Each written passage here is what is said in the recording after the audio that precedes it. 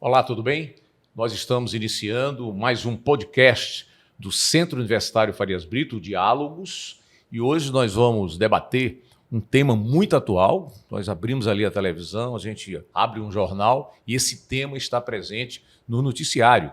E um tema que preocupa toda a humanidade. Há até quem diga que a partir dali pode até se iniciar uma terceira guerra mundial. Pode até ser exagero, mas pode também não ser exagero. Preciso que a gente esteja muita cautela com essa situação, que é a guerra da Ucrânia e com a Rússia. Para isso, nós convidamos o professor Newton Souza, professor do Farias Brito já há alguns anos, também psicólogo, né? E, portanto, vai ter muita condição de debater conosco a evolução desse conflito, quais os perigos que isso trazem para a humanidade e, se é possível, o final dessa guerra, pacificando, portanto, esses dois países que estão em confronto.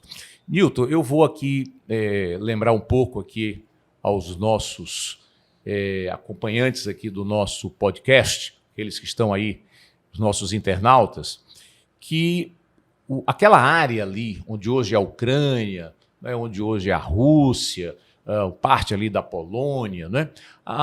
Essa área, ela em algum momento ali, pelo século XI, pelo século X, aquela área teve uma presença muito forte dos vikings, dos nórdicos, né? E eles ali invadiram ali parte daquela região, inclusive fizeram aquelas tribos que lá existiam de escravos. Daí o nome eslavos, né? Slave, né? Escravos, eles eram escravos dos nórdicos, dos vikings, né? E quase toda aquela população daqueles países é eslava, é o russo, é o ucraniano, é o romeno, é o búlgaro, não é? E boa parte daquela população está dentro desse grupo que a gente chama de eslavos. Muito bem. E essa palavra Rus, o próprio viking, né, ele falava, tentando dizer como é que, para identificar aquelas pessoas, chamava Rus. Daí aparece a palavra russo, que depois vai dar origem à Rússia. Mas o início ali de uma civilização ali mais organizada começa ali em Kiev, que hoje é a capital da Ucrânia, né? O Principado de Kiev. Isso ali até mais ou menos do século XIII, né? Então, a origem dos ucranianos e dos russos é a mesma. Há uma identidade ali, a origem, né? Russos e ucranianos surgiram ao mesmo tempo. Depois, vai ser criado o Principado de Moscóvia, surge Moscou, e a partir dali é que vai haver uma certa separação. Mas é preciso identificar que a origem foi a mesma, né, entre russos e ucranianos. A Rússia vai se tornar um grande império ali a partir do século XVI, né, com Ivan IV, o Terrível, né? Ele vai ser o primeiro czar, quer dizer imperador, monarca, né? O César dos romanos, czar para os Russi Kaiser, né? Para os imperadores ali germânicos, né? Então surgem ali os czares a partir de Ivan o Terrível, e a partir ali de 1613, né, até 1917, portanto 300 anos, os czares eram de uma mesma família, a família Romanov, né? E aí, portanto, a Rússia vai se formar enquanto um grande império aí já nos tempos mais contemporâneos aí, né, em todos esses séculos que nós acabamos de registrar. Muito bem.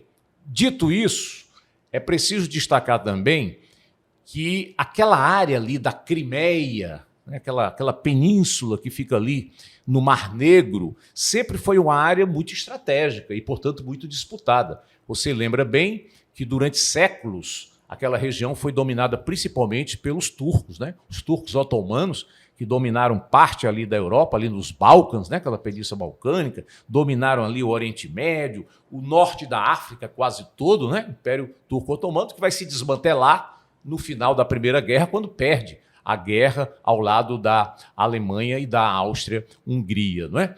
Mas é preciso registrar que no século XIX houve uma guerra pelo domínio da Crimeia, né? A Guerra da Crimeia, vai ali 1853, 1856, e a Rússia fazia questão de dominar a Crimeia e não conseguiu naquele momento, ficou com os turcos, porque o Reino Unido e a França se aliaram aos turcos para derrotar os russos. Havia um medo muito grande do Império Russo, né? Então eu queria começar que tu pudesse falar um pouco sobre isso, quer dizer, qual a importância do Império Russo na história da Europa e, consequentemente, na história da humanidade. E assim, assistindo essa aula extraordinária, né? Feliz demais por estar aqui ao seu lado, porque eu tenho particularmente uma admiração muito grande por você, Arthur Bruno. Não só como professor de história, como educador, e também pelas implicações que a gente sente na sinceridade, na honestidade da pessoa, na transparência com que tem levado a vida pública. Obrigado. Mas eu queria fazer um pouquinho de filosofia da história. Vai lá. E observar esse paralelismo que existe e que parece padrão, embora não obedeça à mesma temporalidade. É curioso você perceber que mesmo no Brasil você pode ter pessoas que vivem com a mentalidade na idade medieval, Sim. Outros com mentalidade moderna, outros com mentalidade contemporânea, outros visitando a tecnologia. Perfeito. E você fez um desenho aí do processo de feudalização que era típico desses povos eslavos, dos Rus, e a formação dos principados, Sim. como fragmentos de poder, núcleos de poder, até que houvesse uma centralização efetiva e plena do poder. Fala-se hoje de globalização, e se fala de globalização como se você falasse de uma novidade. Mas o passado também demonstra que os processos de integração econômica, social, que no passado aconteciam por meios familiares, casamentos, os mais imbricados, Sim. acabavam formulando, inevitavelmente, núcleos de poder. Então, o que aconteceu aí? A formação do chamado Império Russo, ele obedece à estruturação do chamado Antigo Regime. Tá. Se estuda muito o Antigo Regime só na dimensão ocidental, totalmente ocidental. Perfeito. E se esquece que essa parte fronteiriça entre Ocidente e Oriente, o conhecido e tão propalado leste europeu, também vivenciou essa cristalização de poder Perfeito. na formulação do chamado Antigo Regime. Perfeito. E aí o curioso é que você vê uma Inglaterra abandonando o Antigo Regime lá no século XVII. A França só abandona o Antigo Regime no século XVIII. Isso. Daí, então, nós vamos observar que somente no século XX é que a Rússia vai começar a problematizar o Antigo Regime. Perfeito. E, curiosamente, nesses outros espaços geográficos que nós mencionamos, foi a burguesia a protagonista desse processo. Perfeito. E na Rússia vão ser os bolchevistas, os sovietes, e uma ideologia chamada marxismo. Isso. Então, a formação do Império Russo, o czarismo, ele é capilarizado pela existência desse absolutismo, desse clericalismo, dessa perspectiva. Falar de clericalismo é até provocante, porque a gente pensa que se libertou disso quando as políticas nacionais têm usado o nome de Deus, têm adotado o nome de Deus, políticos se apresentando como se fossem verdadeiros enviados de Deus, predestinados de Deus. E o czar e a família Romanov, quando chega nesse ápice de 300 anos, 3 séculos de família Romanov, eles vão ser impregnados por essa visão de que eles são sagrados. A Igreja Ortodoxa, que é a predominante lá até hoje, predominante até hoje, desde o cisma do Oriente, em 1054 depois de Cristo, nós vamos observar que a Igreja Ortodoxa ela vai consagrar essa família. Havia, inclusive, cerimônias em que a família Romanov iria se apresentar, mas, inicialmente, à frente deles vinha um patriarca, um sacerdote, com símbolos, não imagens, porque eles não as usam, mas com símbolos da sua fé ortodoxa para apresentar a família, que é Nicolau II visto como pai, Alexandra vista como mãe. Os últimos czares, né? Os últimos czares. Os últimos czares. Embora hoje em dia, né, essa palavra czar, ela acabou se tornando uma metáfora. Eu já vi uma matéria da revista Veja, falando do Putin como czar, metaforizando essa questão. Então, essa sacralidade ela sempre foi utilizada como Sim. forma de legitimação e como forma de manipulação de massa, como forma de manipulação da mentalidade, para que o indivíduo se sentisse, inclusive, pecando se ele questionasse qualquer medida, qualquer processo político adotado por essa gestão. Newton, então vamos lá. Chegamos ao século XX. O Império Russo, gigantesco. Vamos lembrar que a Rússia sozinha hoje tem 17 milhões de quilômetros quadrados. Quando era a União Soviética, ou mesmo o Império Russo do passado, se chegava a mais de 20 milhões de quilômetros quadrados, né? Chegou a 22 milhões, praticamente 3 vezes o tamanho do Brasil. Você cansa só de pensar. Pois é, o Império Russo, né? Parte da Europa estava dentro do Império Russo, mas também parte considerável da Ásia, né? A Rússia é um país que fica entre 2 continentes, né? Muito bem, então chega aí a Primeira Guerra Mundial e os russos se achavam os protetores dos eslavos, né?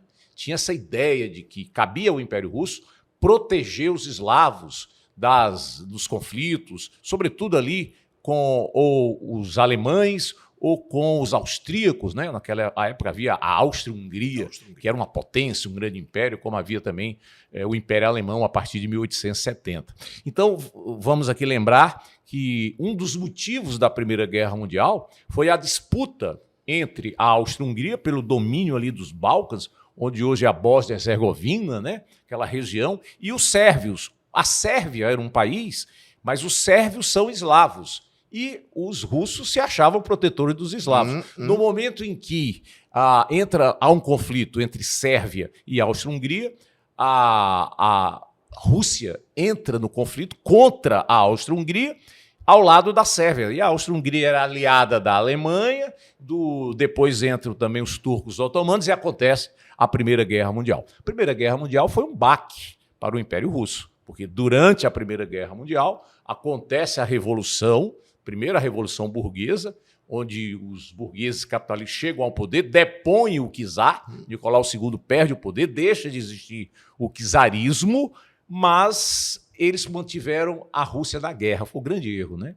Porque os bolcheviques, revolucionários que defendiam uma sociedade socialista, defendiam a ideia de que os russos tinham que sair da guerra. Aquela guerra não era dos russos, não era dos trabalhadores, era a guerra dos capitalistas, né? É importante fazer essa diferenciação dos grupos que existiam, porque apesar de existir um partido social democrata, ele era dividido em 2 grupos, os de maioria, chamados bolcheviques, e os de minoria, chamados mencheviques. Isso. O Martov, líder dos mencheviques, líder da minoria, ele acreditava que o socialismo poderia capilarizar a política, os operários poderiam se tornar deputados, representantes, gestores. Pela democracia, né? E só depois fazer o processo revolucionário. Isso. Já o Lenin, ele acreditava em ruptura. Isso. E uma curiosidade é a gente perceber que durante a Primeira Guerra Mundial, o governo alemão ofereceu ao Lenin ajuda. Porque era interessante para a Alemanha sair da guerra, a Rússia sair da guerra. Então, houve essa entabulação, isso. houve esse diálogo, mas o Lenin não precisou disso, porque o próprio desgaste interno permitiu que tanto a Marinha, já saturada com o czarismo, os sovietes e os bolcheviques juntos pudessem invadir o Palácio São Petersburgo, Exatamente. fazer a família real de refém. Isso. E aí a Rússia se torna socialista. A Rússia era aliada da França e do Reino Unido. Em 1917 ela foi obrigada a se retirar, né? Não aguentava mais a disputa com a Alemanha, se retira da guerra, acontece a Revolução e parte do território russo consegue a sua autonomia, a sua independência. É o caso das repúblicas bálticas, né? Lituânia, Letônia, Estônia. A própria Finlândia tinha sido dominada também pelos russos, né? Então, nesse momento, há um enfraquecimento da Rússia, do ponto de vista territorial, né?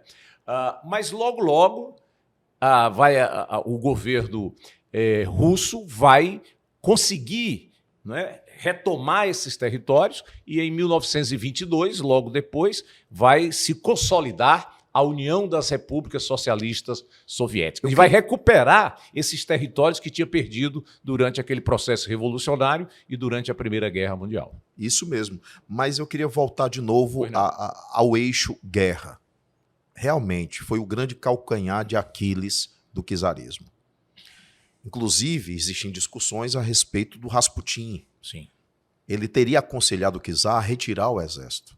Já no primeiro ano de guerra, a Rússia perdeu quase 1,5 milhões de soldados. Tá. Então, até isso é objeto de pesquisas históricas, de microhistória, sobre quem matou o Rasputin. E descobriu-se que foi o Serviço de Inteligência Secreto Britânico. Uhum. Porque não era interessante a Rússia sair da guerra. Veja que jogo de bastidor estava acontecendo naquele momento histórico. Para os aliados França e Reino Unido, era bom que a Rússia continuasse na guerra. Continuasse na guerra. Mas enfraquece o czar também, porque ele parecia um garoto que colecionava guerras. A guerra russo-japonesa, voltando um pouquinho atrás, aquela disputa imperialista pela Manchúria. Derrota, né? A Rússia perdeu para o Japão a guerra, né? 1905, aquela derrota, né? foi traumatizante, o que provocou a passeata pacífica, o famoso Domingo Sangrento do Padre Gapon, Padre Gapone. Todo esse processo desgasta o czarismo a ponto de colocar no poder Vladimir Ilyich Lenin. Isso, perfeito. Então vamos lá. A partir ali de 1922, com a formação da União Soviética, nós vamos ter um país, um Estado, que é a União Soviética, com 15 repúblicas. É como se fosse assim 15 estados, né? Sim. Aqui no Brasil. Sim. Cada república tinha mais ou menos esse sentido de um estado aqui do Brasil. E a Rússia passa a ser o principal estado, maior, de 22 milhões de quilômetros quadrados, só a Rússia tinha 17. A maior parte da população russa, a economia principalmente russa, uma pouca industrialização que existia era sobretudo na Rússia, né? Então, o governo do partido bolchevique, que vai se tornar o Partido Comunista da União Soviética, ele começa a enviar russos para essas outras repúblicas, não é? Para russificar, digamos assim, o Estado soviético. E aí é interessante porque nesse período a Crimeia, né, fazia parte do território russo. Somente em 1954 é que a Crimeia vai ser entregue à República Ucrânia. A Ucrânia fazia parte da União Soviética, mas a Crimeia fazia parte do território russo. Fazia muito mais sentido porque a Crimeia está embaixo ali da Ucrânia, ali no Mar Negro, né? Então é importante destacar isso. A Crimeia, durante muito tempo, durante décadas, não é, pertenceu à Rússia. E a Rússia entrega, portanto, essa região à Ucrânia, né? Muito bem. Bom, aí nós vamos ter a Segunda Guerra Mundial. Na Segunda Guerra Mundial, a União Soviética sairá como uma das grandes vitoriosas, né? Vamos lembrar que ali nos aliados estava a União Soviética, o Reino Unido, os Estados Unidos, a França foi derrotada pela Alemanha, né? Mas também fazia parte desse bloco. Do outro lado, ali a gente tinha a Alemanha, a Itália e o Japão, né? O chamado eixo. Os aliados vencem. Com a vitória dos aliados, a União Soviética se fortalece muito, né? É tanto que todos aqueles países do leste europeu vão sofrer a influência da União Soviética. Os exércitos soviéticos, eles serão responsáveis também para vencer os alemães do leste europeu. Isso teve uma influência muito grande e praticamente todos aqueles países se tornam socialistas com o modelo leninista de governo, partido único, ditadura do proletariado, né? Estou falando aqui Alemanha Oriental, Polônia, Hungria, Bulgária, Romênia, ali nos Balcãs, quando termina a Primeira Guerra, forma-se a Iugoslávia, né? E logo depois da Segunda Guerra, a Iugoslávia também se torna socialista. Vamos lembrar que logo depois da guerra, os Estados Unidos da América criam um bloco político-militar na Europa, a OTAN, isso em 1949, né? A Organização do Tratado do Atlântico Norte. E em 1955, a União Soviética, liderando o bloco socialista, vai criar o Pacto de Varsóvia. Pacto quer dizer acordo, Varsóvia, capital da Polônia, onde foi assinado o acordo. Ou seja, Dilton, foram formados dois blocos político-militares de defesa. Se um atacasse qualquer país da OTAN que atacasse um país do Pacto da Varsóvia, todos os países do Pacto de Varsóvia, sob a liderança da União Soviética, rebateriam esse ataque. Da mesma forma, se um país socialista atacasse o país capitalista da Europa, todos se agrupariam para rebater esse ataque. Isso é o que nós chamamos de bipolaridade. Não é isso? A famosa Guerra Fria. Perfeito. E eu acredito que esse seja um dos principais eixos temáticos para entender essa guerra nesse momento. Perfeito. Porque eu falava, fazendo um pouquinho de filosofia de história, a gente falava da temporalidade, da mentalidade. Então você tem um homem chamado Vladimir Putin, que tem uma cabeça Sim. ainda enraizada No na Império Guerra Russo, Fria. né? No Império Russo, né? No Império Russo, mas especialmente na Guerra Fria, como ex-secretário-geral da KGB. Isso. Era um alto membro do Partido Comunista, né, da União Soviética. Então, um indivíduo conservador, extremamente conservador, que não aceita. Você imagine o que é um governante russo hoje em dia, no auge da globalização, depois da queda do Muro de Berlim. Ele vira falar de cordão sanitário. Ele vira falar de fronteira ideológica. Uhum. Então, nós, professores de história, temos a força de expressão de dizer a Guerra Fria acabou. Mas a mentalidade de Guerra Fria não acabou. Esse apocalipse ainda não aconteceu. Perfeito. Perfeito, Newton. Então, após a Segunda Guerra Mundial, né, começa ali a chamada Guerra Fria, a bipolaridade, de um lado o bloco capitalista liderado pelos Estados Unidos, do outro lado um bloco socialista liderado pela União Soviética, com todas as consequências políticas, econômicas e militares. A União Soviética vai se fortalecer muito, né? Vai se armar, né, com equipamentos. Vamos lembrar que o primeiro país do mundo a lançar um satélite Sputnik, né, em 1957 foi a União Soviética. O primeiro país a enviar um astronauta para o espaço foi a União Soviética, né? O primeiro animal a ir para o espaço, a cachorra Laika, né? Foi a União Soviética. Os Estados Unidos se preocuparam com isso, correram, né? Investiram muito ali na NASA e em 1969, finalmente, os Estados Unidos passam à frente da União Soviética na corrida espacial, com a ida do homem à Lua, né? O Neil Armstrong e os demais astronautas chegam à Lua, mas de qualquer maneira a União Soviética muito forte militarmente, né? Hoje, o que existem de ogivas, né, de armas atômicas, tanto dos Estados Unidos como na Rússia e como em outros países, que hoje existem várias potências nucleares, são capazes de destruir o nosso planeta inúmeras vezes. Muito bem. Mas eu queria pegar esse... Eu me lembro, Newton, que quando terminou a Primeira Guerra Mundial, muitos historiadores, filósofos da história diziam: jamais acontecerá uma Segunda Guerra, ou vai demorar muito a acontecer uma Segunda Guerra. 20 anos depois da Primeira Guerra aconteceu a Segunda Guerra Mundial. Muito bem. Bom, mas acontece, como a gente comentou, com a formação da União Soviética, né, o governo era russo. Apesar de existirem 15 repúblicas, quem comandava mesmo a União Soviética eram os russos, né? E eles foram russificando a União Soviética, enviando russos para vários locais, inclusive para a região onde hoje é a Ucrânia, né? Na Crimeia, a maioria da população da Crimeia é de origem russa, e ali nessa região chamada de Donbás, né? Donetsk, Lugansk, né? Onde está acontecendo ali o conflito, a guerra principalmente, ali vive uma população muito forte de origem russa, né? Bom, muito bem. Acontece que em 1989 acontece a queda do Muro de Berlim. Em 1990, todos aqueles países que eram socialistas, que só tinham partido do poder, Partido Comunista, caem aqueles governos, há eleições livres e todos aqueles países viram capitalistas. E em 1991, a grande mudança.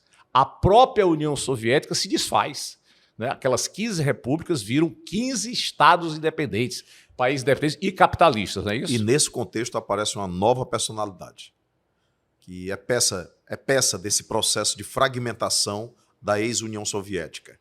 Um homem chamado Boris Yeltsin. Perfeito. Porque imagine o que é. Tentemos imaginar a União Soviética como um corpo. E, de repente, a cabeça declara independência. Isso. Se a cabeça declara independência... A Rússia, né? A Rússia. Era a cabeça. É a cabeça. O que o Gorbachev governava? Mais nada. Aí a outra pergunta problematizante. Ao que ele renunciou, se já não existe mais a União das Repúblicas Socialistas Soviéticas? 1000 interpretações narrativas foram feitas. Ele traiu o sistema. com a perestroika e a glasnost, ele implodiu o sistema soviético.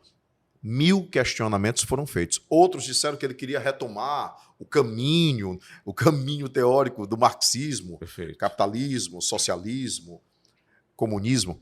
Mas a verdade é que eu gosto muito de uma frase do Eric Hobsbawm, tenho certeza que você também admira demais Eric Hobsbawm. Grande historiador. Ele disse uma frase Inglês. que é uma metáfora poderosa.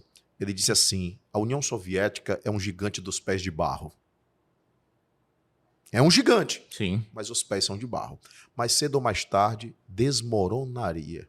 O que faz com que muitos filósofos marxistas comecem a repensar. O próprio Eric Hobsbawm teve que repensar o marxismo, o modelo, por entender que a aplicação do marxismo de modo isolado não funciona. Perfeito. Ainda mais com pressões globalizantes. Porque a gente fala de implosão, mas ainda tinha também a pressão externa, criando diversas fendas naquela, digamos, represa, Perfeito. aquele isolamento, a antiga cortina de ferro, no dizer de Winston Churchill, da Segunda Guerra Mundial. Dividia a Europa capitalista da Europa socialista, né? A cortina de ferro, que ficava justamente em Berlim, né? Em Berlim, exatamente. E aí o que é que acontece? Tudo que nós estamos assistindo agora é ainda o estertorar desse antigo Império Russo, que quer manter-se numa tradição, quer ressuscitar um passado. Perfeito. Na mentalidade do Vladimir Putin, a tentativa de manutenção a antiga cortina de ferro, o cordão sanitário, na medida em que o Zelensky sinalizou que queria participar da OTAN. Eu tenho certeza que você, como eu, nunca imaginaríamos assistir isso. É verdade. E vamos entender por quê. Vamos aqui demorar um pouquinho nisso. Terminada a Segunda Guerra, os Estados Unidos estimulam a Europa capitalista a criar a OTAN, esse acordo de defesa, de político militar. Há tropas americanas em vários países da Europa Ocidental, não é? São tropas da OTAN. Muito bem.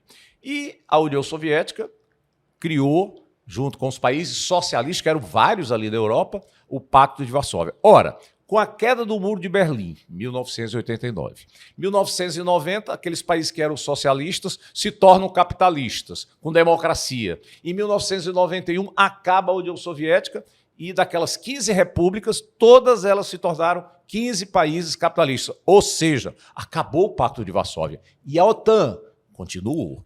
Até hoje a OTAN está lá, com seus quartéis, com armamentos americanos, com tropas americanas, inclusive, em vários países europeus, e com mísseis atômicos voltados para o leste, inclusive para a Rússia. E não há mais o Pacto de Varsóvia. Ora, será, Newton, que também os Estados Unidos não foram ousados demais? Porque, veja, já havia a OTAN e países que participavam do Pacto de Varsóvia começam a constituir também a OTAN. Lituânia, Letônia, Estônia, Hungria, não é? Vários países que faziam parte do Pacto de Varsóvia, inclusive países que faziam parte da União Soviética, como era o caso das 3 repúblicas bálticas, Letônia, Estônia e Lituânia, e como é o caso da Ucrânia, que você está citando agora, que o atual presidente propôs a entrada da Ucrânia, que era do Pacto de Varsóvia, que participava, constituía também a União Soviética para participar da OTAN. Não houve não acelerou demais, não houve um certo exagero, não houve ousadia demais dos Estados Unidos em discutir a entrada da Ucrânia. Isso também não pode ter gerado essa insatisfação tremenda dos russos? Eu penso em planejamento. Eu penso que o governo norte-americano ele tem uma agenda e ele consegue projetar 100 anos adiante, 200 anos adiante. Sim. E esse planejamento ele tem uma gestão de Estado. Vamos imaginar uma coisa, uma pergunta que eu faço para você. Você, como União Soviética, teria entrado, hoje, analisando tudo, teria entrado na corrida espacial? Não, vamos perguntar. Eles não tinham economia para isso, mas a boa parte da economia era economia militar e espacial, né? boa parte do PIB da economia vivia disso. Isso. Né? Mas desgastar-se com a corrida espacial. A armamentista eu fico calado. Uhum. Mas olha que jogo. Você se descapitaliza. Sim. É contraditório o que eu estou dizendo? É contraditório o que eu estou dizendo, porque eu estou falando de um regime socialista. Sim. Mas é um regime socialista cuja sustentabilidade também era capitalista. Perfeito. Além do que, se cria Pacto de Varsóvia, criou o Plano Comecon, Sim. que vai bancar todas essas repúblicas adesas Isso, depois da perfeito. Segunda Guerra Mundial. Perfeito. E como é que você dá sustentabilidade a isso? Eu volto ao gigante dos pés de barro. Simplesmente como é que você dá sustentabilidade? Isso tem um tempo. Não é à toa que essa fenda se abriu. Perestroika e Glasnost. O que estava acontecendo ali? O que a China soube fazer. A China soube fazer. Porque a China fez uma abertura econômica controlada, setorial, planejada. Continuou com o Partido Comunista, Partido Único, ditadura ali, governo autoritário e sendo hoje a segunda economia do mundo, né? Exatamente. Existem capitalistas estudando esse fenômeno híbrido. Sim. Onda rosa, terceira via. Sim. O fato é que o Gorbachev não conseguiu fazer isso. E aconteceu o que aconteceu. E a Ucrânia hoje é a ponta do iceberg de todo esse processo histórico. O que acontece é que existem motivações políticas internas. Ainda há conservadores dentro da União Soviética que dão suporte e apoio ao Hoje a Rússia, né? Putin. Hoje a Rússia. Hoje a Rússia. Hoje a Rússia. Dão suporte à Rússia. Dão suporte ao Vladimir Putin. Então ele precisa responder a essa ala política. Penso que foi um tiro no pé. Porque se ele não avança, ele perde o poder. Olha lá, Newton, em 2014, né, portanto, pouco tempo atrás, 10 anos atrás, a Crimeia, que já tinha sido russa, que os russos entregaram para a Ucrânia, porque a Ucrânia fazia parte da União Soviética. A Crimeia era da Ucrânia, mas a maioria da população ucraniana ali, na Crimeia, tinha origem russa. E a Rússia é o país mais rico, mais desenvolvido do que a Ucrânia. Apesar da Ucrânia ser uma potência agrícola, né? Um dos grandes produtores agrícolas da Europa, também é um país industrializado. Entreposto comercial. É um país grande, né? É um país grande, né? Tá certo? E ali, por ali passam os canais, os gasodutos que vêm da Rússia com gás para serem vendidos. Esse gás que vai ser vendido lá na Europa de uma maneira geral. Então, veja, em 2014, o governo russo pressiona, né, aquela região da Crimeia a fazer um plebiscito para decidir se a Crimeia continuava da Ucrânia ou se voltava a ser da Rússia, como tinha sido anteriormente. Com mais de 90% dos votos, a decisão é: a Crimeia tem que ser da Rússia. Então, aquele território, né, que durante ali 70 anos, 60 anos, era da Ucrânia, foi incorporado através desse plebiscito, que a Ucrânia não reconheceu, o governo Zelensky não reconhece, a Ucrânia não reconhece esse plebiscito, mas o fato é que se tornou território russo. Por quê? Porque a Crimeia é estratégica, né? Ela fica ali no Mar Negro, uma região extremamente importante para o comércio, né? Para a comercialização de gás, de petróleo, e também do ponto de vista militar, uma região estratégica ali, né? O Mar Negro ele se liga ao Mar Mediterrâneo através do Estreito de Bósforo e Dardanelos, né? Então é uma região extremamente estratégica. Ok, isso acontece. Mas a Rússia não se satisfez com isso e começou a motivar ali aqueles russos de origem russa que viviam na Ucrânia, na fronteira entre Ucrânia e Rússia, né, chamado Donbás, Lugansk e Donetsk, para que lá também houvesse uma movimentação para que a Rússia pudesse incorporar também esse território. E começa a guerra ali, né? Porque a Ucrânia não vai aceitar, há uma resistência e a guerra civil começa ali na fronteira entre Rússia e Ucrânia. Em fevereiro de 2022, olha lá, Newton, já vai fazer 3 anos. A guerra começa, né, entre Ucrânia e Rússia. A Rússia quer incorporar novas áreas da Ucrânia, como fez com a Crimeia. Também em função da formulação de 2 grupos. Você falou muito bem da russificação, da maioria russa, de origem russa, na Crimeia, mas dentro da Ucrânia nós temos um grupo chamado Euromaidan. Perfeito. Os Euromaidãs, eles defendem essa plena autonomia, essa plena liberdade. Eles não querem mais aquele passado em que a gestão russa continue interferindo na política interna. Perfeito. O Zelensky é exatamente a representação disso. E ganhou a eleição, né? Ganhou a eleição. E por isso... Lá tem uma disputa. Existe parte dos ucranianos que quer essa aliança com os russos e a maioria que venceu a eleição, que quer participar da OTAN, que quer a ocidentalização da Ucrânia, não é isso? Com certeza. E eu quero tocar num outro aspecto, num outro grupo ideológico que existe dentro da Ucrânia e que nos assombra. Sim. Nos assombra, eu acredito que assombra a história. Aqueles que representam o Sol Negro, que são aqueles que alimentam ainda ideias neonazistas. Perfeito. Quem ouviria falar de neonazismo no Brasil? Quem ouviria falar de neonazismo na França? A gente pensa que esse passado foi soterrado, mas impressionantemente ele ainda existe. Então existe ali uma complexidade de ideologias que estão se debatendo no ambiente da própria Ucrânia. A questão é econômica, tá? Sim. Existem fatores políticos e ideológicos, mas a Crimeia é a grande ponte entre a Ucrânia e a Europa. Perfeito. Para que a Ucrânia possa ter viabilidade econômica de sustentabilidade. Nilton, então nós já estamos aí com quase 3 anos de guerra.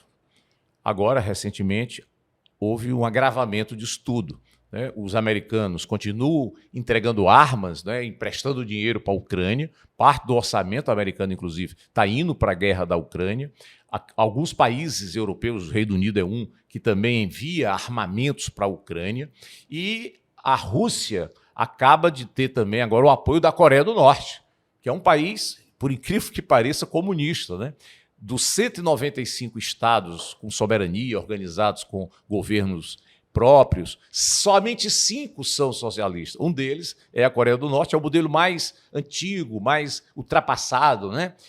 Onde tudo é estatal, onde o Partido Comunista decide tudo, onde o governo é familiar, né? É o Kim Jong-un, que é hoje o governante, que veio do seu avô, passou pelo seu pai, quer dizer, e é um governo familiar, uma oligarquia que governa a Coreia do Norte. E agora a Coreia do Norte decide também, talvez até enviar tropas para ajudar a Rússia na guerra contra a Ucrânia. Isso não pode gerar um conflito mundial? Quer dizer, outros países ali intervindo, porque a Rússia já reclama que a Ucrânia recebe dinheiro, recebe armamentos da OTAN, né? A Rússia sequer aceita que a Ucrânia participe da OTAN, né? É tanto que, nesse momento, ela não está participando ainda. Mas ela quer, o governo Zelensky quer isso. Isso não pode gerar uma guerra mundial, um conflito? É só a gente olhar para trás. Como dizia o Aquino, daquele livro História das Sociedades, o historiador é um profeta com os olhos voltados para o passado. Perfeito.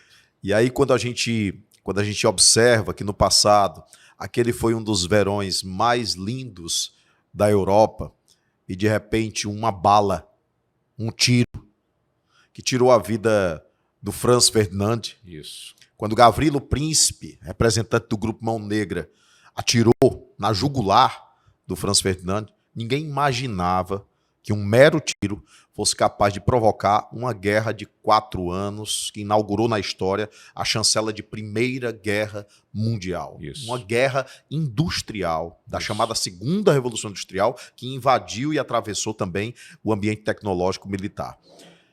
Do mesmo modo, a gente não pode, de maneira alguma, subestimar esse processo histórico. Particularmente, assim, com os meus pensamentos historiográficos, digamos assim, eu penso que somente se a China entrar. Se a China entrar, se houver alguma implicação que exija da China a entrada nesse processo de guerra, aí sim, nós, infelizmente, não teremos aprendido com a história. Nós, infelizmente, teremos uma terceira guerra mundial. Pois é, e é bom lembrar que a China é hoje a segunda economia do mundo, né? Hoje ainda, em termos de forças armadas, você tem os Estados Unidos liderando em termos de armamentos, equipamentos, né? Mas em segundo vem a Rússia um pouco já bem atrás, já antigamente competiu muito, já vem atrás, e em terceiro em armamentos, em tropas, em tecnologia militar, você já tem também a China. Então imagina se a China, que é uma aliada econômica da Rússia, se ela passa a ser uma aliada militar e aceita entrar nessa guerra. Aí nós vamos ter realmente uma situação extremamente complexa, complicada, principalmente, né, Nilton, porque hoje já vários países, talvez 7, 8 países no mundo têm armas nucleares. Imagina, você imaginar uma guerra. E é um medo que se tem, inclusive, porque recentemente a Rússia revelou que tem mísseis que podem chegar ao continente americano. Antigamente não tinha esse tipo de míssil, né? E se levar ogivas nucleares, enfim, isso pode gerar uma hecatombe, uma situação que eu espero que não aconteça, porque o fato dos países terem armamentos atômicos, de certa forma também, inibem uma guerra mundial, porque se houver uma guerra mundial, é uma guerra atômica. Não é? E isso é impensável para a humanidade, seria destruição de parte considerável da humanidade. Esperamos que isso não ocorra. Agora, eu penso que há uma fragilidade muito grande dos organismos multilaterais, não é? Para decidir pela paz, para tentar encontrar um acordo. Não é? A ONU não tem força para fazer a paz ali. São quase 3 anos de guerra, não é? Milhares de pessoas já morreram, cidades destruídas, a economia arrasada. Quer dizer, é um absurdo, principalmente a Ucrânia, né? Que tem perdido muito com essa guerra com a Rússia. Existe um poder paralelo que a gente muitas vezes esquece, que é a indústria armamentista. Essa está interessada na guerra, sempre, né? Não importa qual lado. É. Não existe uma ética, não existe uma bandeira, não existe nada disso. É hipocrisia falar de paz quando esses mesmos órgãos multilaterais, mundiais, não observam a produção armamentista no mundo com maior rigor, com maior fiscalização. A gente acaba sabendo, através de inúmeras fontes, que a empresa armamentista privada, ela reserva 35% da sua produtividade para grupos terroristas. É de se perguntar como é que você vai lá na Somália, o indivíduo não tem o que se alimentar, mas ele tem um fuzil. Como é que o fuzil chegou lá? No Sudão também ali, né? Na África também, outro país que vive em guerra. Pouco comentada essa guerra, mas há quanto tempo já aquela guerra civil lá do Sudão? A primeiríssima semana de guerra da Ucrânia, já teve o aparato de lucro, o lastro de lucro, de 191 bilhões. Olha aí, da indústria armamentista. Da indústria armamentista. Então é por isso que os governos eles usam uma diplomacia escorada, numa temporalidade. Eu não duvido que se calcule até quantos dias. Espera aí, vamos calcular aqui se a guerra demorar mais 1 ano, mais 2 anos. Qual o lucro que nós conseguiremos angariar? Perfeito. É infeliz essa constatação, é triste essa constatação, o que faz com que a gente não acredite, no momento, em nenhum acordo de paz. É uma pena, é lamentável. De qualquer maneira, as informações aqui foram dadas. Não é? Eu quero agradecer muito aqui o professor Nilton Souza, que enriqueceu muito aqui esse debate, esse nosso podcast. E eu espero que vocês tenham gostado. Né? E na próxima semana, Nilton, nós voltaremos aqui com diálogos. Qual vai ser o tema? Nós vamos discutir vários temas daqui para frente. Né? Vamos discutir sobre a interiorização da universidade com o reitor da UES, que será um dos nossos próximos convidados, o professor Idelbrando, que acabou agora de se reeleger, né? Reitor novamente da Universidade Estadual. Vamos fazer um debate também nos próximos programas com a secretária de Educação do Estado, professora Eliana Estrela. O Ceará hoje é a maior referência do Brasil na escola básica pública, né? É uma referência. É por isso que nós temos o ministro Camilo Santana como ministro da Educação. Enfim, são esses os temas que nós estamos sempre trazendo na economia, na política, na cultura, na educação, na saúde, enfim, o que interessa ao povo do Ceará. Dessa forma que o Centro Universitário Farias Brito está contribuindo para o debate com a sociedade, ok? Então, na próxima semana, nós voltaremos com um assunto que interessa ao Ceará e ao Brasil. Boa semana para vocês. Boa semana.